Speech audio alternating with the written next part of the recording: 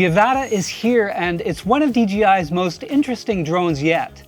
While technically an FPV drone, it's far different from DJI's speedy FPV. Instead, the Avata is more about agility with propeller guards that make it safe to fly around people. It comes with the new goggles too that are smaller and lighter with improved clarity. You also get an updated motion controller that lets you steer the Avata by moving your wrists. It looks like an ideal setup for cinematic video, but isn't cheap at $1,368 with the goggles too and motion controller. And while testing it with my drone pilot friend, we discovered some other issues too.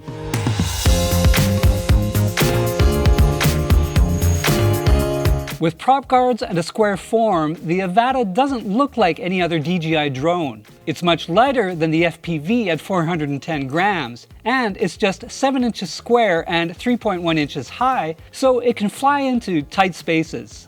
The batteries use a flexible connector designed to limit crash damage. DJI claims up to 18 minutes of flight time, but we got less than 12 or 13 minutes, which is still good for an FPV drone. Batteries charge in about 45 minutes, and you can get 2 extra batteries and a charger with the $279 Fly More kit. The microSD slot tucked underneath is very awkward to access. The USB-C port for transfers and charging is equally difficult to get to. These are honestly serious design flaws. On the plus side, the Avata does have 20 gigabytes of internal storage. Underneath are 2 time-of-flight sensors that map the terrain for safety. However, the Avata doesn't have any forward-facing sensors, so its main protection is the prop guards and its high durability. Oops.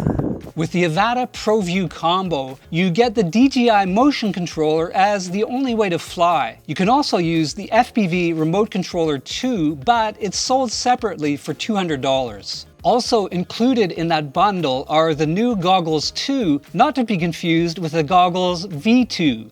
They're smaller and lighter and use micro LED panels with 1080p resolution for each eye compared to 810p on the goggles V2. You can use the V2 with the Avata and FPV, but the goggles 2 only work with the Avata. The extra sharpness and small size are nice, but you can't wear glasses underneath the goggles too. Instead, they have built-in diopters to correct your eyesight. If you have astigmatism, DJI includes lens mountings that you can send back to have your prescription made. The extra resolution is nice, but Samuel wasn't crazy about the diopter. He often had to remove the headset to see the drone, which meant he had to put his glasses back on. He found the goggles V2 easier as he could wear his glasses underneath. The goggles 2 let you fly the Avata with no mobile phone, as they have a mini version of the DJI Fly app built in. You can't connect a mobile phone to the goggles though, so that others can get a view. Meanwhile, the goggles 2 connect to the drone via DJI's OcuSync 03, providing a 50 megabit per second video feed from up to 6.2 miles away.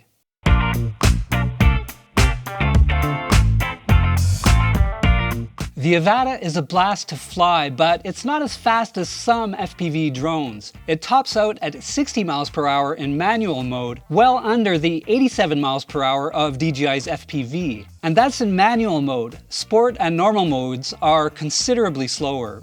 It has awesome maneuverability though, letting you fly in places you'd never take another drone. We took it around handball players during a practice, between our legs, around a castle rooftop, and indoors with plenty of fragile things around. It's also tough. We had a number of crashes that would have killed an open prop drone. In addition, it can bounce off a person without doing them any harm. It's easy to fly with a motion controller, especially for beginners. You simply point it to where you want to fly and pull the trigger to speed up.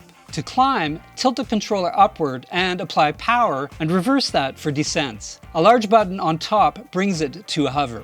It has some limitations though. You can't transition vertically or fly backwards with the motion controller, so you have to use a button to land. It also lacks precision, especially indoors. In fact, we found that without a GPS lock inside, the Avata was sometimes unflyable with the motion controller. If you have some experience, you can use the FPV remote controller 2 instead. It allows you to go faster in manual mode and cruise low to the ground or zag between trees and rooftops. Inside, you can maneuver between rooms and around objects if you have the skill. In manual mode, you can do flips, dives, climbs, rolls, and other tricks while flying fast and turning on a dime. However, there are few safeguards and it's far more unstable. It is a ton of fun though, and the adrenaline really kicks in when any wrong move could kill your drone.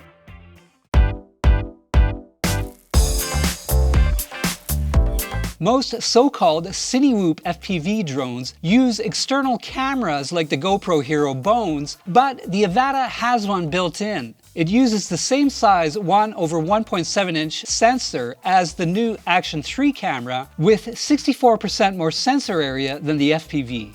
Like the Action 3, it has normal, wide, and ultra-wide options with up to a 155-degree field of view. And on top of the built-in gimbal and rock-steady smoothing, it has the horizon view option to keep things level, even if the drone is tilting heavily. It supports 4K video at up to 60 frames per second, or 1080p and 2.7K at 120 frames per second with the Goggles V2, but only 100 frames per second with the Goggles 2, oddly enough. Considering the camera's small size, image quality is very good. Video is sharp and colors are accurate, though they can be a bit oversaturated. If you need a bit more dynamic range, it has DJI's D-Cine-like mode. It's not bad in low light for shooting cityscapes or well-lit interiors, with an ISO range up to 12,800 in expanded mode. You still need a decent amount of light though, or video will get blocky and grainy. The gimbal and rock-steady stabilization keep video smooth despite wind or abrupt maneuvers. Overall, it's a good camera, though not up to, say, GoPro's standards. Combined with the small size and maneuverability though, the Avata gets shots no other off-the-shelf drone can.